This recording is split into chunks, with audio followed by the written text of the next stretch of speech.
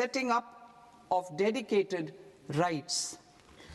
To promote environmentally sustainable movement of cargo, I propose to 1. Establish new dedicated freight corridors connecting Dankuni in the east to Surat in the west. Operationalize 20 new national waterways over the next 5 years, starting with National Waterways 5 in Orissa to connect mineral-rich areas of Talcher and Angul and industrial centers like Kalinga Nagar to the ports of Paradeep and Dhamra. Training institutes will be set up as regional centers of excellence for development of required manpower for these waterways. This will benefit youth in the entire stretch of the waterways to train and acquire skills. Further, a ship repair ecosystem catering to inland waterways will also be set up at Varanasi and Patna. And C, launch a coastal cargo promotion scheme for incentivizing a modal shift from rail to road to increase the share of inland waterways and coastal shipping from 6% to 12% by 2047. To enhance last mile and remote connectivity and promote tourism, I propose to give incentives to indigenize manufacturing of seaplanes. A seaplane BuDGET scheme will be also introduced to provide support for operations. Carbon capture, utilization and storage. Aligning with the roadmap launched in December 2025, the carbon capture, utilization and storage technologies at scale will achieve higher readiness and in end-use application across 5 industrial sectors, including power, steel, cement, refineries, and chemicals. An outlay of 20,000 crore is proposed over the next 5 years for this purpose. City economic regions. Cities are India's engines of growth, innovation, and opportunities. We shall now focus on Tier 2, Tier 3 cities, and even temple towns, which need modern infrastructure and basic amenities. This budget aims to further amplify the potential of cities to deliver the economic power of agglomerations by mapping city economic regions based on their specific growth drivers. An allocation of 5,000 crore per CER over 5 years is proposed for implementing their plans through a challenge mode with a reform-cum-result-based financing mechanism. In order to promote environmentally sustainable passenger systems, we will develop 7 high-speed rail corridors between cities as growth connectors, namely Mumbai to Pune, Pune to Hyderabad, Hyderabad to Bengaluru, Hyderabad to Chennai, Chennai to Bengaluru, Delhi to Varanasi, Varanasi to Siliguri.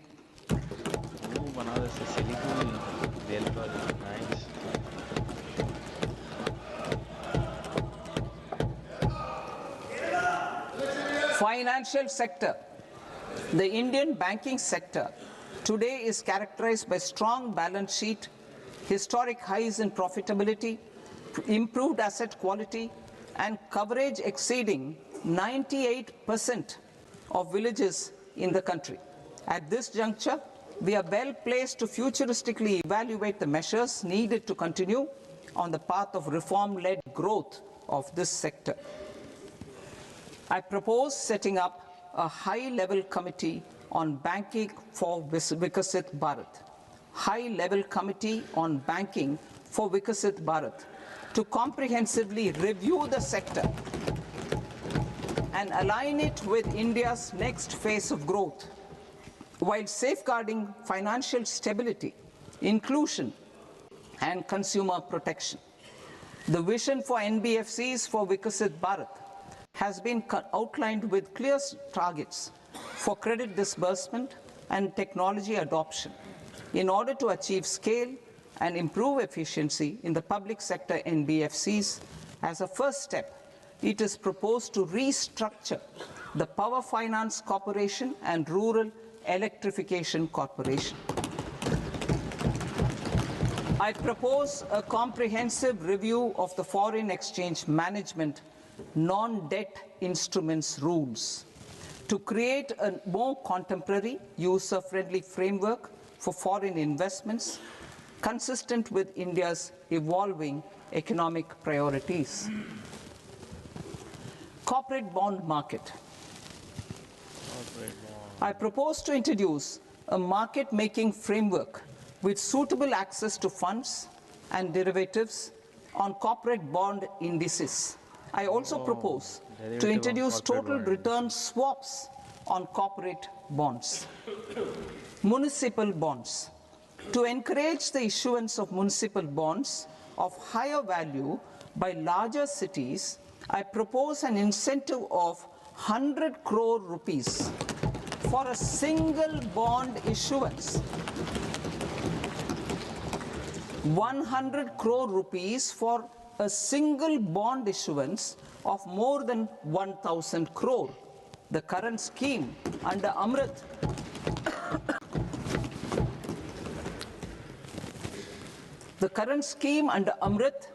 which incentivizes issuances up to 200 crores only, will also continue to support smaller and medium towns. That will also continue to support the smaller and medium towns. Ease of doing business.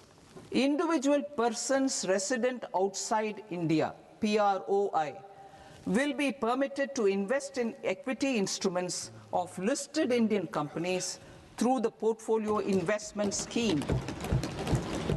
It is also proposed to increase the investment limit for an individual PROI under the scheme from 5% to 10%, with an overall investment limit for all individual PROIs to 24% from the current 10%. Emerging technologies including AI. 21st century is technology driven. Adoption of technology is for the benefit of all people. Farmers in the field, women in STEM, youth keen to upskill, and Divyangjan to access newer opportunities. The government has taken several steps to support new technologies through AI Mission, National Quantum Mission, Anusandhan National Research Fund, and Research and Development and Innovation Fund.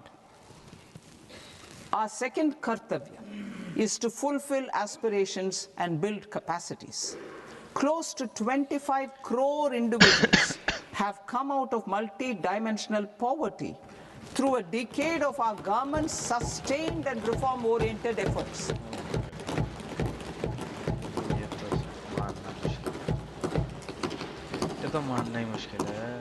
Our government has therefore decided to place a renewed emphasis on the service sector to provide a pathway to fulfilling aspirations of a youthful India with the following measures. I propose to set up a high-powered education to employment and enterprises standing committee to recommend measures that focus on services sector as a core driver of Viksit Bharat. This will make us a global leader in services with a 10% global share by 2047. The committee will prioritize areas to optimize the potential for growth, employment, and exports. They will also assess the impact of emerging technologies, including AI, on jobs and skill requirements and propose measures thereof. To create a range of skilled Career pathways, a new range of skilled career pathways for our youth. I propose interventions in the following sectors. Health. Existing institutions for allied health professionals will be upgraded and new AHP institutions established in private and government sectors. This will cover 10 selected disciplines, including optometry, radiology, anesthesia, OT technology, applied psychology and behavioral health, and add 1 lakh AHPs over the next 5 years. A strong care system covering geriatric and allied care services will be built. A variety of NSQF-aligned programs will be developed to train multi-skilled caregivers, combining core care and allied skills such as wellness, yoga, and operation of medical assistive devices. In the coming year, 1.5 lakh caregivers will be trained.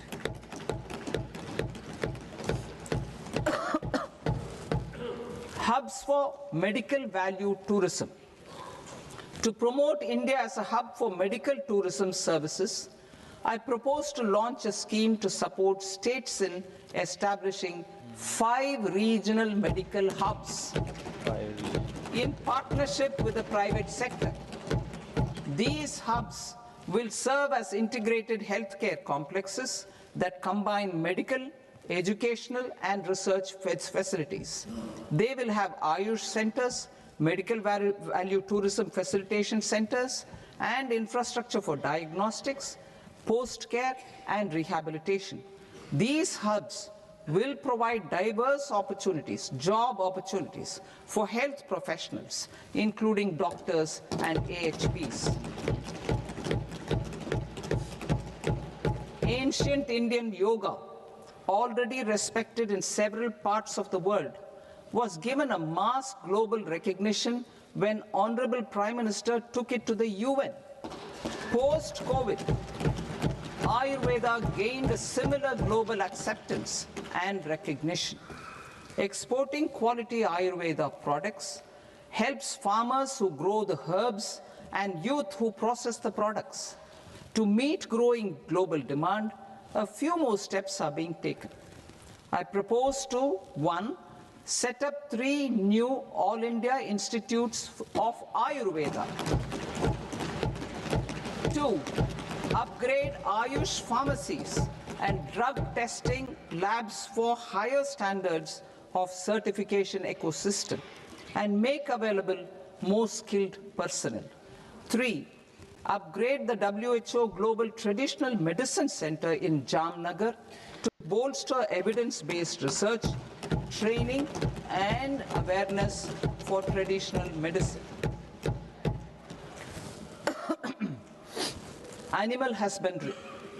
Livestock contributes to close to 16% of farm income, including of poor and marginal households.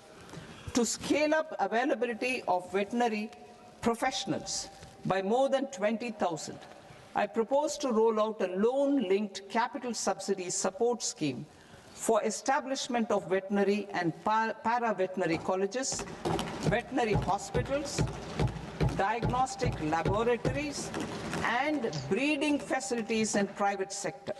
Collaboration between Indian and foreign institutions will also be facilitated.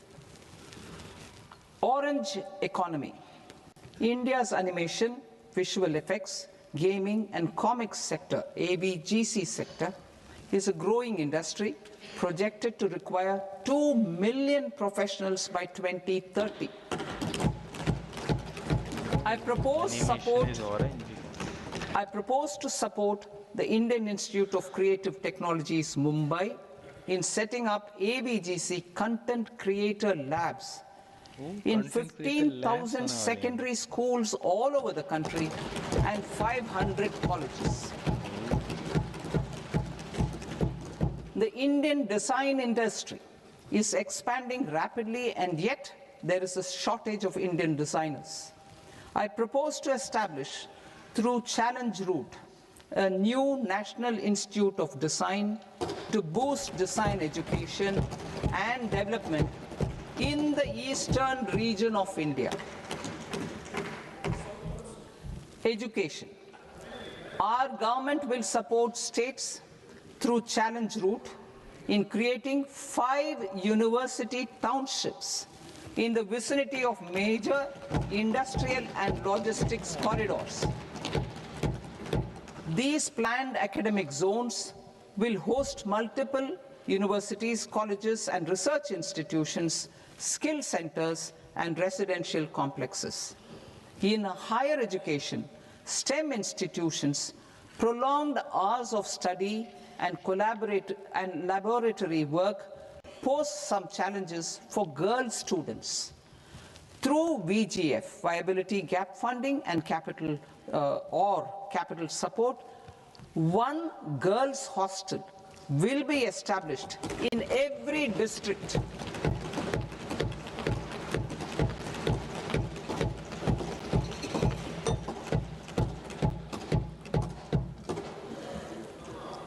To promote astrophysics and astronomy via immersive experiences.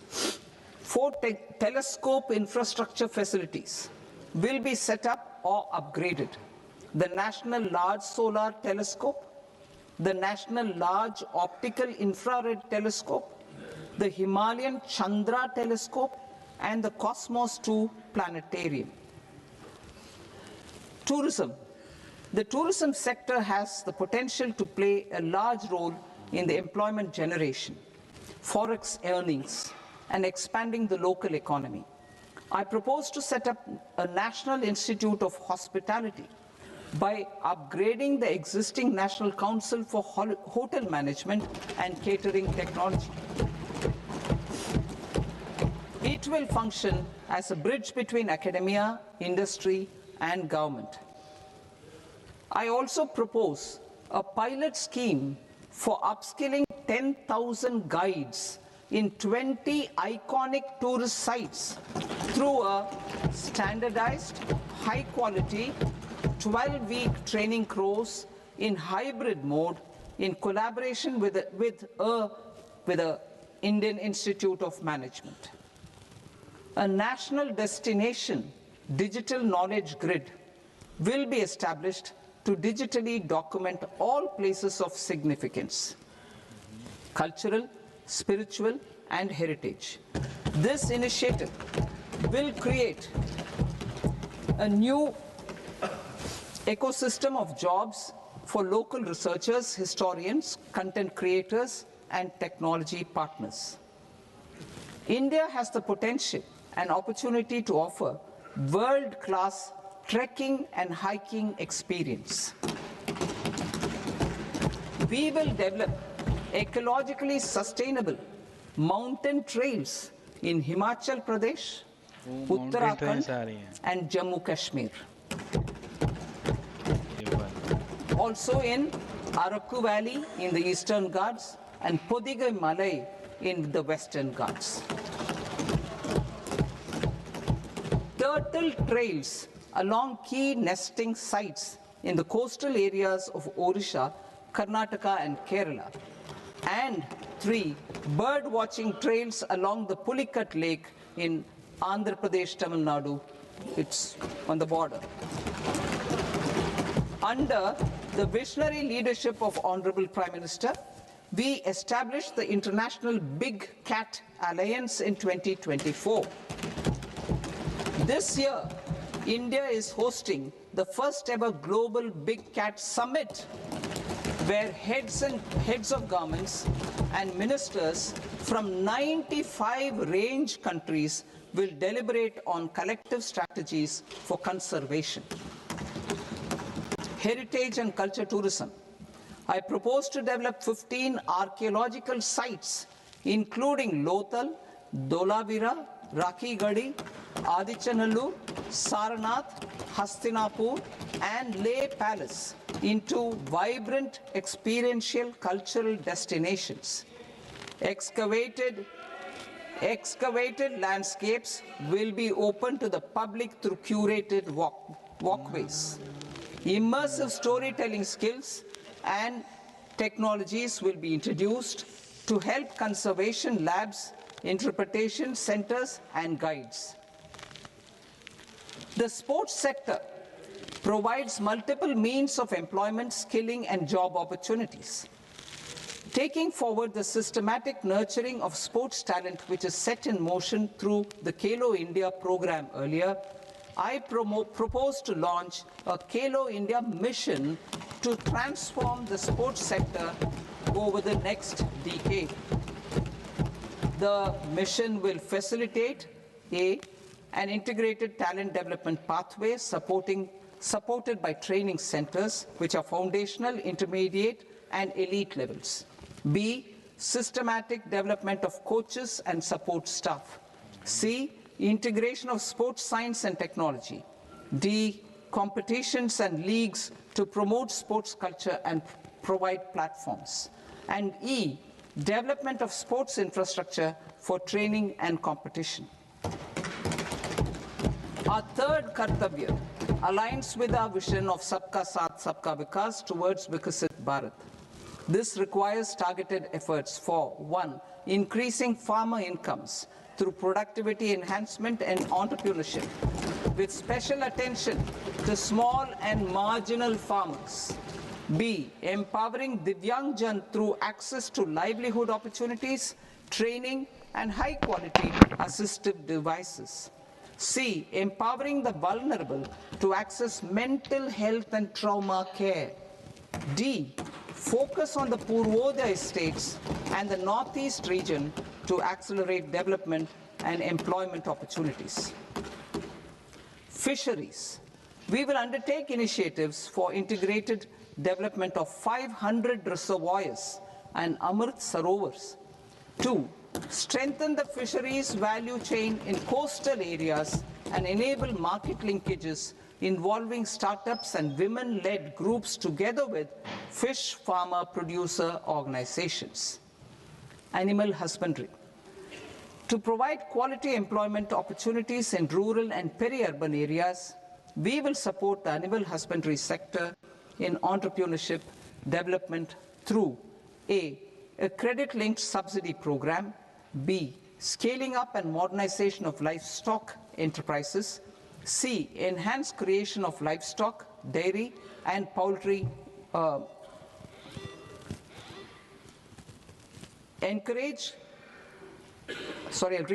enhanced creation of livestock, dairy, and poultry-focused integrated value chains, and D, encourage creation of livestock farmer-producer organizations. High-value agriculture. To diversify farm outputs, increase productivity, enhance farmers' incomes, and create new employment opportunities, we will support high-value crops such as coconut, sandalwood, cocoa, cashew in the coastal areas, agar trees in Northeast, and nuts such as almonds, walnuts, and pine nuts in our hilly regions. These, all of them, will be supported. India is the world's largest producer of coconuts. About 30 million people, including nearly 10 million farmers, depend on coconuts for their livelihood. To further enhance competitiveness in coconut production, I propose a coconut promotion scheme to increase production and enhance productivity through various interventions, including replacing and non-productive trees with new saplings or plants or varieties in major coconut growing states. A dedicated program is proposed for Indian cashew and cocoa to make India self-reliant in raw cashew and coconut production and processing, enhance export competitiveness, and transform Indian cashew and Indian cocoa into premium global brands by 2030. Sandalwood. Sandalwood is closely linked to India's social and cultural heritage. Our government will partner with state governments to promote focused cultivation and post-harvest processing to restore the glory of the Indian sandalwood ecosystem, to rejuvenate old, low-yielding orchards and expand high-density cultivation of walnuts, almonds, and pine nuts. We will support a dedicated program to enhance farmer incomes and in bringing value addition by engaging youth. Bharat Vistar, that is virtually integrated system to access agricultural resources. I propose to launch Bharat Vistar, a multilingual AI tool that shall integrate the AgriStack portals and the ICAR package on agricultural practices with AI systems. This will enhance farm productivity, enable better decisions for farmers, and reduce risk by providing customized advisory support. She Marts for rural women-led enterprises. Building on the success of Lakpati Didi program, I propose to help women take the next step from credit-linked livelihoods to being owners of enterprises. Self-help entrepreneur, She Marts will be set up as community-owned retail outlets within the cluster-level federations through enhanced and innovative financing instruments. Empowering Divyangjan. Divyangjan Kaushal Yojana. Information technology, AVGC sectors, hospitality and food and beverages sectors often offer task-oriented and process-driven roles which are suitable for Divyangjan. We will ensure dignified livelihood opportunities through industry-relevant and customized training specific to each Divyangjan group. Divyang Sahara Yojana. Timely access to high-quality assistive devices for all eligible Divyangjan is a fundamental need. I propose to 1. Support the Artificial Limbs Manufacturing Corporation of India, ALIMCO, to set up and to scale up production of assistive devices, invest in R&D and AI integration, strengthen PM Divyasha Kendras, and support setting up of assistive technology marts as modern retail style centers where Divyangjan and senior citizens can see, try and purchase assistive products. Reaffirming our commitment to mental health and trauma care. There are no national institutes for mental health care in North India. We will therefore set up a NIMHANS 2 and also upgrade national mental health institutes in Ranchi and in Tezpur as regional apex institutions. Emergencies expose families, particularly the poor and vulnerable, to unexpected expenditure. We will strengthen and increase these capacities by 50% in district hospitals by establishing emergency and trauma care centers. Focus on Purvodaya states and northeastern regions. Purvodaya. I propose the development of an integrated East Coast industrial corridor with a well-connected node at Durgapur, creation of 5 tourism destinations in 5 Purvodaya states, and the provision of 4,000 e-buses. Buddhist sites in northeastern region. The northeastern region is a civilizational confluence of Theravada and Mahayana or Vajrayana traditions. I propose to launch a scheme for development of Buddhist circuits in Arunachal Pradesh, Sikkim, Assam, Manipur, Mizoram, and Tripura. The scheme will cover preservation of temples and monasteries, pilgrimage interpretation centers, connectivity, and pilgrim amenities. 16th Finance Commission. On 17th November 2025, the 16th Finance Commission submitted its report to the President. As mandated under Article 281 of the Constitution, the government is to lay the report along with the explanatory memorandum on the action taken report on the recommendations of the Commission in Parliament, which, Sir, Honourable Speaker, you've allowed me to do at the commencement of this session. The government has accepted the recommendation of the Commission to retain the vertical share of devolution at 41%.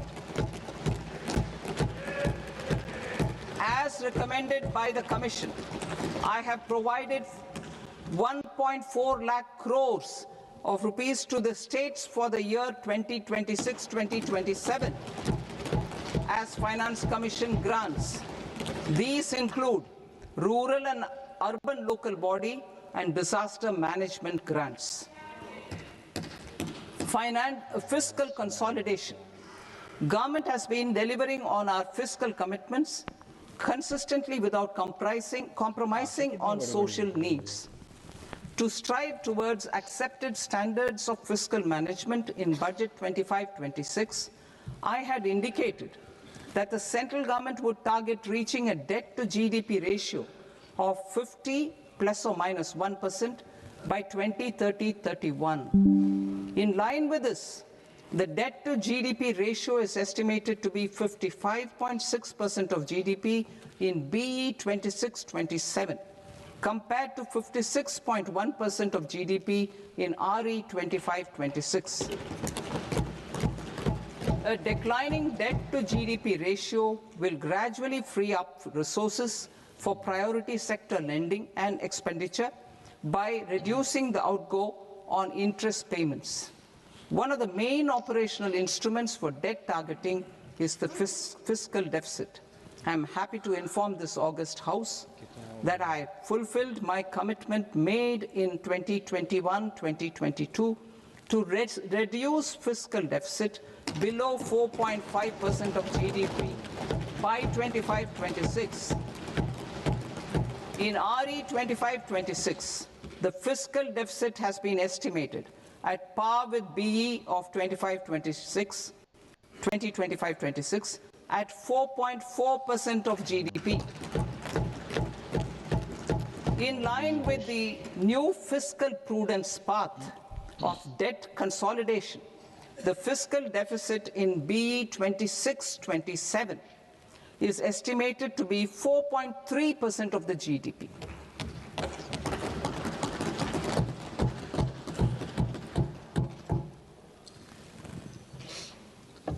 The revised estimates of the non-debt receipts are 34 lakh crore rupees, of which the centre's net tax receipts are 26.7 lakh crore.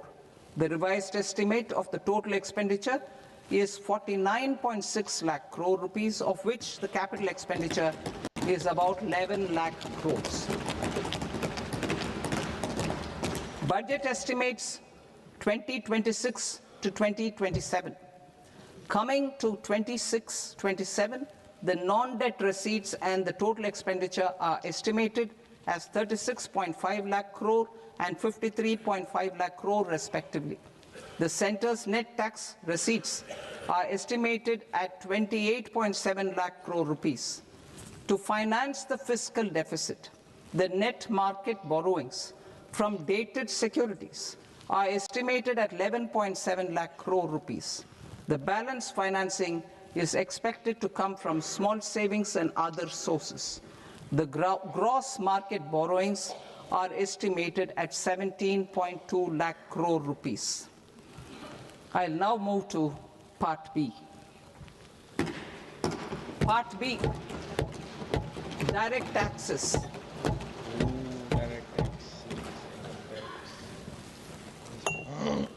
Income tax. Honorable Speaker, sir, I now present my proposals on direct taxes. New Income Tax Act. In July 2024, I announced a comprehensive review of the Income Tax Act 1961. This was completed in a record time, and the Income Tax Act 2025 will come into effect from 1st April 2026.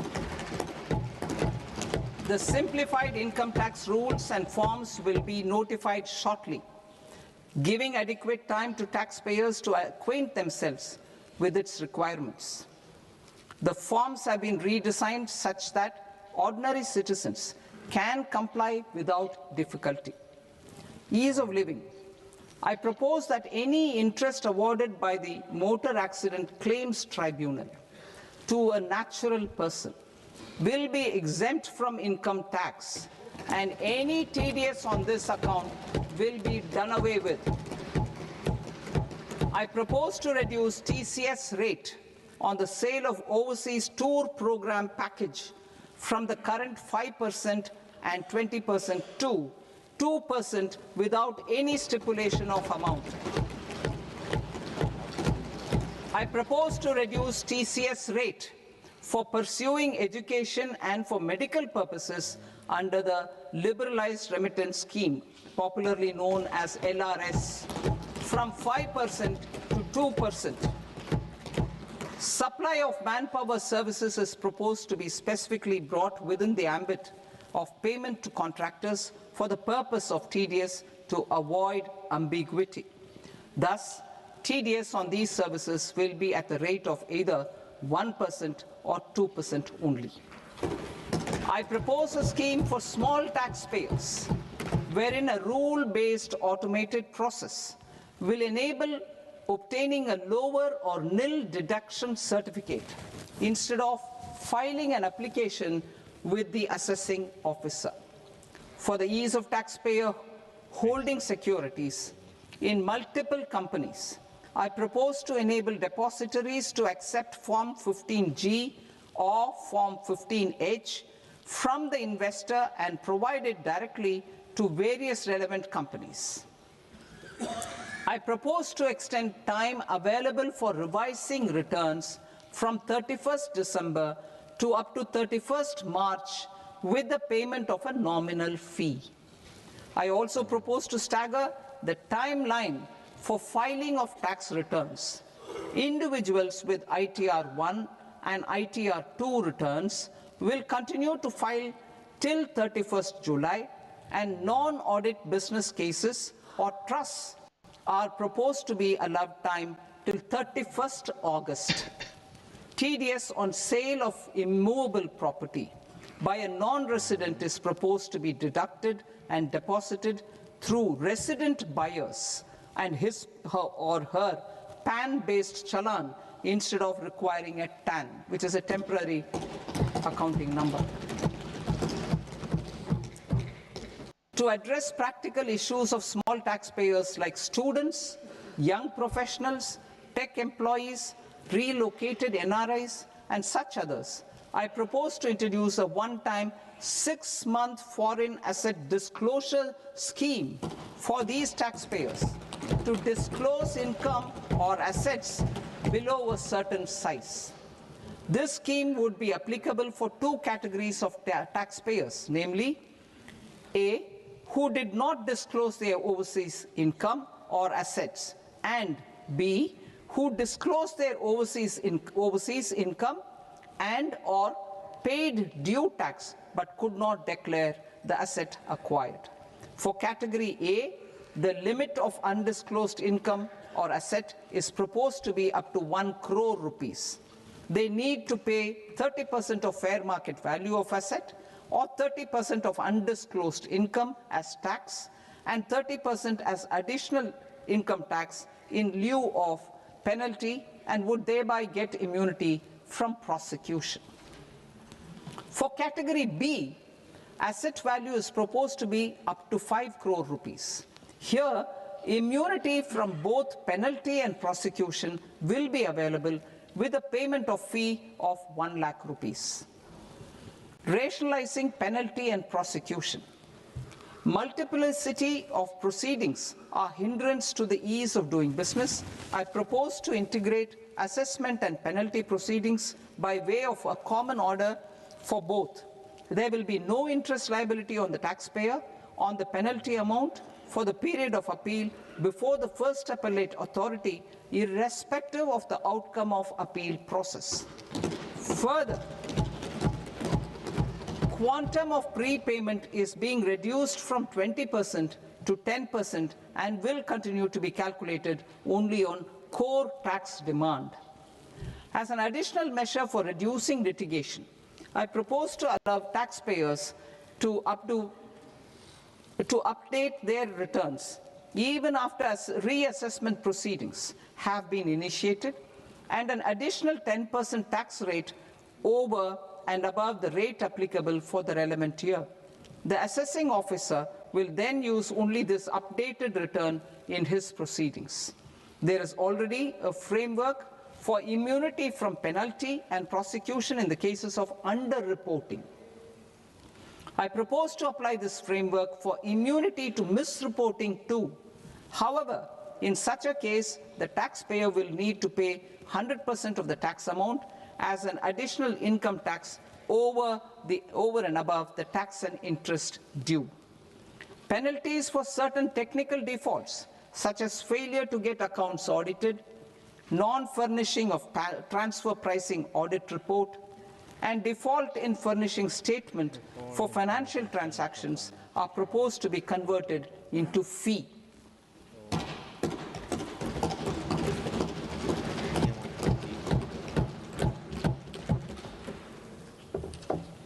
I propose to rationalize prosecution framework under Income Tax Act while maintaining a careful balance for deterrence in some serious offence.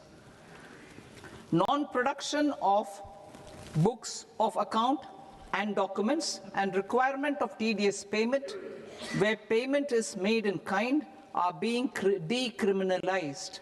Further, minor offences will attract fine only. The remaining prosecutions will be graded commensurate with the quantum of offence.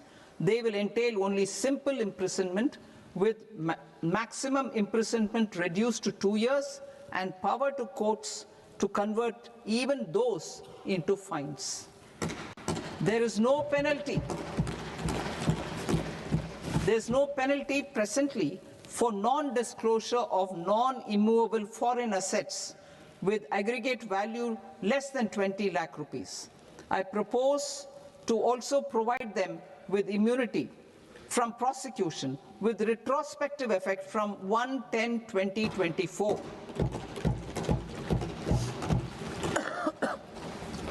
Cooperatives. Deduction is already allowed to a primary cooperative society engaged in supplying milk, oilseeds, fruits or vegetables raised or grown by its members. I propose to extend this deduction to also include supply of cattle feed and cotton seed produced by its members. I propose to allow inter-cooperative society dividend income as deduction under the new tax regime to the extent it is further distributed to its members.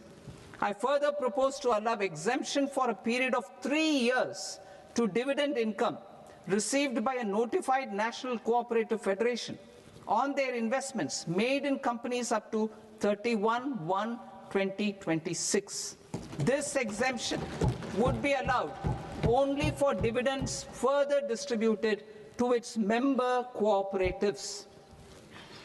Supporting IT sector as India's growth engine. India is a global leader in software development services, IT-enabled services, knowledge process outsourcing services, and contract R&D services relating to software development. These businesses and their segments are quite interconnected with each other. All these services are proposed to be clubbed under a single category of information technology services with a common safe harbor margin of 15.5% applicable to all. The threshold for availing safe harbor for IT services is being enhanced substantially from 300 crore rupees to 2,000 crore rupees. Safe harbor for IT services shall be approved by an automated rule-driven process without any need for tax officer to examine and accept the application. Once applied by an IT services company, the same safe harbor can be continued for a period of 5 years at a stretch at its choice. For IT services companies who want to conclude Advanced Pricing Agreement, APA, I propose to fast-track unilateral APA process for IT services and endeavor to conclude it within a period of 2 years. The period of 2 years can be extended by a further period of 6 months on taxpayers' request. I propose to extend the facility of modified returns available to the entity entering APA to its associated entities also. Attracting global business and investment. Recognizing the need to enable critical infrastructure and boost investment in data centers, I propose to provide tax holiday till 2047 to any foreign company that provides cloud services to customers globally by using data center services from India. It will, however, need to provide services to Indian customers through an Indian reseller entity. I also propose to provide a safe harbor of 15% on cost in case the company providing data center services from India is a related entity. To harness the efficiency of just-in-time logistics for electronic manufacturing, I propose to provide safe harbor to non-residents for component warehousing in a bonded warehouse at a profit margin of 2% of the invoice value. The resultant tax of about 0.7% will be much lower than in competing jurisdictions. To provide fillip to toll manufacturing in India, I propose to provide exemption from income tax for 5 years to any non-resident who provides capital goods, equipment, or tooling to any toll manufacturer in a bonded zone. To encourage vast pool of global talent to work in India for a longer period of time, I propose to provide exemption to global, non-India sourced income of a non-resident expert for a stay period of 5 years under notified schemes. I propose to provide exemption from minimum alternate tax, the MAT, to all non-residents who pay tax on presumptive basis. Tax administration. I propose to constitute a joint committee of Ministry of Corporate Affairs and Central Board of Direct Taxes for incorporating the requirements of income computation and disclosure standards, the ICDS, in the Indian Accounting Standards, IND AS itself. Separate accounting requirement based on ICDS will be done away with from the tax year 27-28. To support Prime Minister Modi's vision of homegrown accounting and advisory firms to become global leaders, I propose to rationalize the definition of accountant for the purposes of safe harbor rules. Other tax proposals. Change in taxation of buyback was brought in to address the improper use of buyback route by promoters. In the interest of minority shareholders, I propose to tax buyback for all types of shareholders as capital gains. However, to disincentivize misuse of tax arbitrage, promoters will pay an additional buyback tax. This will make effective tax 22% for corporate promoters. For non-corporate promoters, the effective tax will be 30%. TCS rate for sellers of specific goods, namely alcoholic liquor, scrap, and minerals, will be rationalized to 2%, and that on tendu leaves will be reduced from 5% to 2%. I propose to raise the STT on futures to 0.05% from the present 0.02%. STT on options premium and exercise of options are both proposed to be raised to 0.15% from the present rate of 0.1% and 0.125% respectively.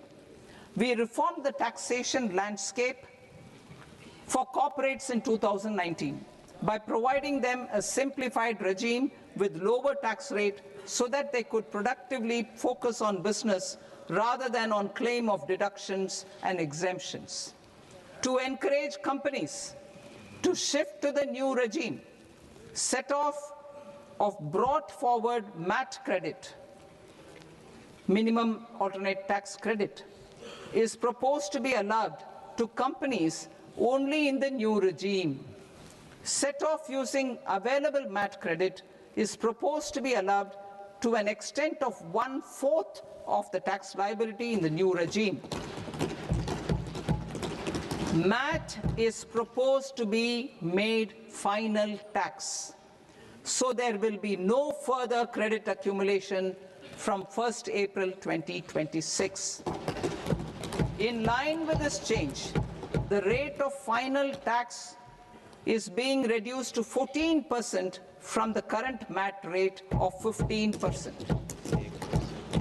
The brought forward MAT credit of taxpayers accumulated till 30th March 2026 will continue to be available to them for set-off as above. Indirect taxes. I shall now take up proposals related to indirect taxes.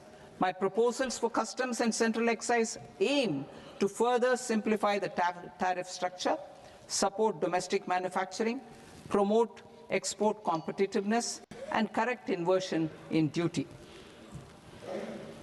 To continue weeding out long continuing customs duty exemptions, I propose to remove certain exemptions on items which are being manufactured in India or where the imports are negligible. Similarly, to further simplify the process of ascertaining the rate of duty applicable on a particular item, I propose to incorporate certain effective rates in various customs notifications to the tariff schedule itself. I shall now take up sector-specific proposals. Promotion of exports of marine, leather, and textile products. I propose to increase the limit for duty-free imports of specified inputs used for processing seafoods for export from the current 1% to 3% of FOB value of the previous year's export turnover. I also propose to allow duty-free imports of specified inputs, which is currently available for exports of leather or synthetic footwear, to exports of shoe uppers as well.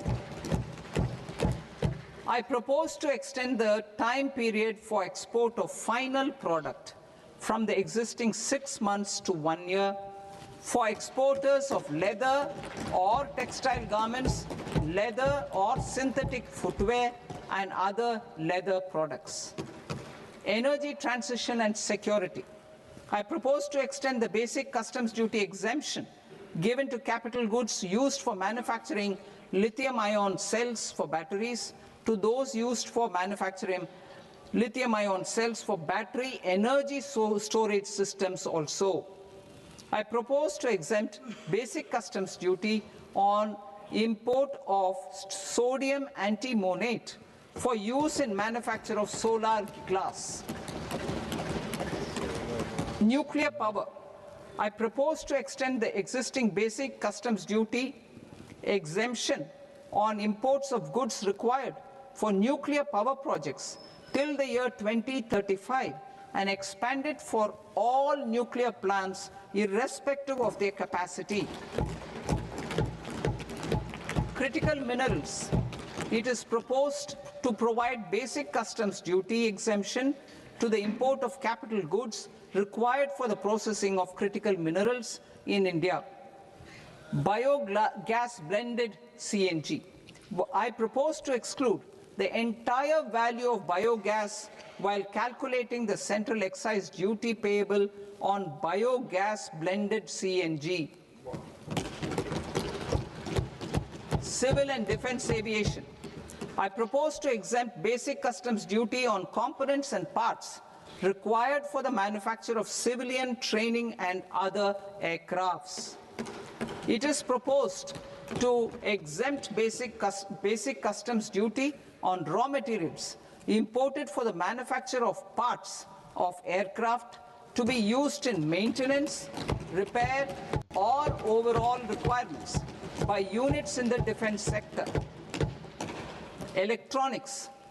To deepen value addition in the consumer electronics sector, I propose to exempt basic customs duty on specified parts used in the manufacture of microwave ovens. Special economic zone. To address the concerns arising about utilization of capacity by manufacturing units in the special economic zones due to global trade disruptions, I propose as a special one-time measure to facilitate sales by eligible manufacturing units in SEZs to the domestic tariff area at concessional rates of duty. The quantity of such sales will be limited to a prescribed proportion of their exports. Necessary regulatory changes will be undertaken to operationalize the measures while ensuring level playing field for the units working in the DTA. Ease of living. To rationalize the customs duty structure for goods imported for personal use, I propose to reduce the tariff rate on all dutiable goods imported for personal use from 20% to 10%. To provide relief to patients, particularly those suffering from cancer, I propose to exempt basic customs duty on 17 drugs or medicines. I propose also to add 7 more rare diseases for the purposes of exempting import duties on personal imports of drugs, medicines, and food for special medical purposes used in their treatment. Customs process. India's role and share in the global trade is poised for a major leap in line with our ambition and journey towards Viksit Bharat. In this regard, I propose many measures for custom processes to have minimal intervention for smoother and faster movement of goods and greater certainty to the trade. Trust-based systems. I propose to enhance duty deferral period for Tier 2 and Tier 3 authorized economic operators, known as AEOs, from 15 days to 30 days. I propose to provide eligible manufacturer importers the same duty deferral facility. This should encourage them to get themselves accredited as a full-fledged Tier 3 AEO in due course. To provide greater certainty and for better business planning, I propose to extend validity period of advance ruling binding on customs from the present 3 years to 5 years. In the spirit of the whole of government approach,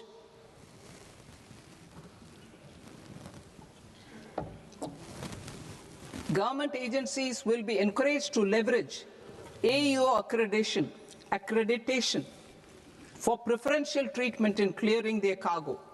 Regular importers with trusted long-standing supply chains will be recognized in the risk system so that the need for verification of their cargo every time can be minimized. Export cargo using electronic sealing.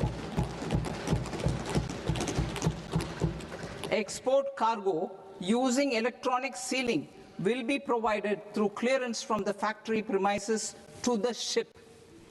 For import of goods not needing any compliance, filing of bill of entry by a trusted importer an arrival of goods will automatically notify customs for completing their clearance formalities. This will enable goods to be released immediately on arrival. The customs warehouse framework will be transformed into a warehouse operator-centric system with a self-declarations, electronic tracking, and risk-based audit. These reforms will move away from the current system of officer-dependent approvals and reduce transaction delays and compliance costs. Ease of doing business. Approvals required for cargo clearance from various government agencies will be seamlessly processed through a single and interconnected digital window by the end of the financial year. Processes involved in clearance of food, drugs, plant, and animal and wildlife products, accounting for about 70% of interdicted cargo, will be operationalized on this system by April 2026 itself. For goods not having any compliance requirement, clearance will be done by customs immediately after online registration is completed by the importer, subject to the payment of duty. Customs integrated system will be rolled out in 2 years as a single integrated and scalable platform for all customs processes. Utilization of non-intrusive scanning with advanced imaging and AI technology for risk assessment will be expanded in a phased manner with the objective to scan every container across all the major ports. New export opportunities to support Indian fishermen to fully harness the economic value of marine resources beyond our territorial waters. The following measures will be taken. A. Fish catch by an Indian fishing vessel in exclusive economic zone or on the high seas will be made free of duty. Landing of such fish on foreign port will be treated as export of goods. Safeguards will be put in place to prevent misuse during fish catch, transit, or transshipment. To support aspirations of India's small businesses, artisans, and startups to access global markets through e-commerce, I am pleased to announce complete removal of the current value cap of 10 lakh rupees per consignment on courier exports. In addition, handling of rejected and returned consignments will be improved with effective use of technology for identifying such consignments. I propose to revise provisions governing baggage clearance during international travel to address genuine concerns of passengers. The revised rules will enhance duty-free allowances in line with the present-day travel realities and provide clarity in temporary carriage of goods brought in or taken out. There are honest taxpayers who are willing to settle disputes by paying all their dues, but they get deterred due to negative connotation associated with penalty. They will now be able to close cases by paying an additional amount in lieu of penalty. Honorable Speaker, sir, with this, I commend the budget to this august House. Jai Hind.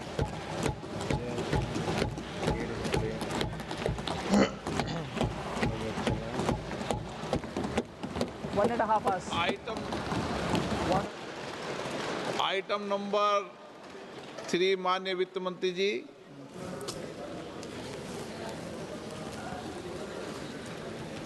Item number 2, sir. 3. 3. Sir, with your permission, I rise to lay on the table of the following statements under Section 3, 1 of the Fiscal Responsibility and Budget Management Act of 2003. Medium-term fiscal policy, fiscal policy strategy statement, and macroeconomic framework statement. Item number 4, माननीय वित्त मंत्री जी. Sir, with your permission, I move for leave to introduce the Finance Bill 2026. प्रश्न ये कि विधेयक को पुनर्स्थापित करने की अनुमति प्रदान की जाए।